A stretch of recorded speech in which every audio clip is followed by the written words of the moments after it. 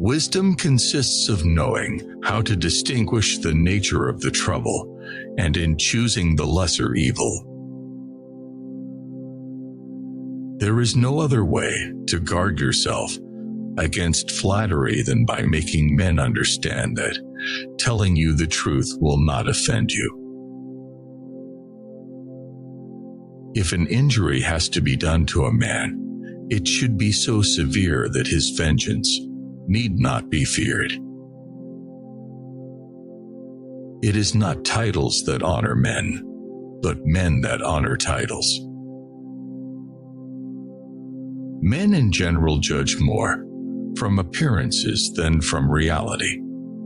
All men have eyes, but few have the gift of penetration. Whosoever desires constant success must change his conduct with the times. The lion cannot protect himself from traps, and the fox cannot defend himself from wolves. One must therefore be a fox to recognize traps, and a lion to frighten wolves. There is no avoiding war. It can only be postponed to the advantage of your enemy. In conclusion, the arms of others either fall from your back, or they weigh you down, or they bind you fast. The first method for estimating the intelligence of a ruler is to look at the men he has around him. It is better to act and repent than not to act and regret. He who builds on the people builds on the mud. Everyone who wants to know what will happen ought to examine what has happened. Everything in this world, in any epoch, has their replicas in antiquity. He who is highly esteemed is not easily conspired against. Never was anything great achieved without danger. Men intrinsically do not trust new things that they have not experienced themselves. Nature creates few men brave. Industry and training make many. It is double pleasure to deceive the deceiver. Never attempt to win by force what can be won by deception. Men should be either treated generously or destroyed because they take revenge for slight injuries. For heavy ones they cannot. One should never fall in the belief that you can find someone to pick you up. Any injury we do to a man must be such that we need not fear his vengeance. I'm not interested in preserving the status quo. I want to overthrow it. It is a common fault of men not to reckon on storms in fair weather.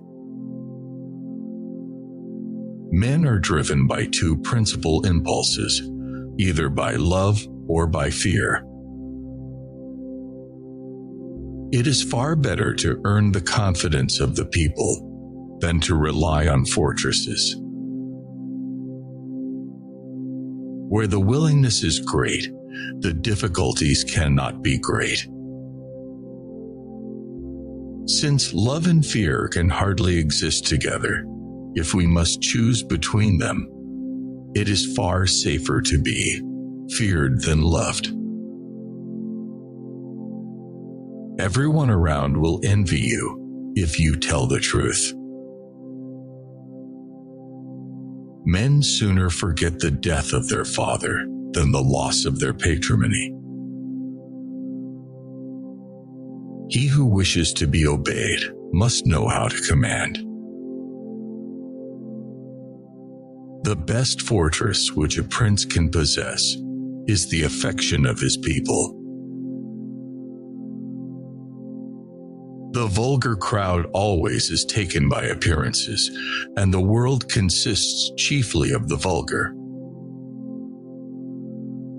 A man cannot survive without cheating, because it is his nature. Everything that occurs in the world, in every epoch, has something that corresponds to it in ancient times. Men are so simple of mind and so much dominated by their immediate needs that a deceitful man will always find plenty who are ready to be deceived. One who deceives will always find those who allow themselves to be deceived. For whoever believes that great advancement and new benefits make men forget old injuries are mistaken. A man who is used to acting in one way never changes. He must come to ruin when the times, in changing, no longer are in harmony with his ways. We have not seen great things done in our time except by those who have been considered mean. The rest have failed. There is nothing more important than appearing to be religious. Men will not look at things as they really are, but as they wish them to be, and are ruined. God is not willing to do everything, and thus take away our free will, and that share of glory which belongs to us. Whosoever desires constant success must change his conduct with the times. The fact is that a man who wants to act virtuously in every way necessarily comes to grief among so many who are not virtuous. Of mankind, we may say in general they are fickle, hypocritical, and greedy of gain. Men are so simple and governed so absolutely by their present needs that he who wishes to deceive will never fail in finding willing dupes. Everyone sees what you appear to be. Few really know what you are.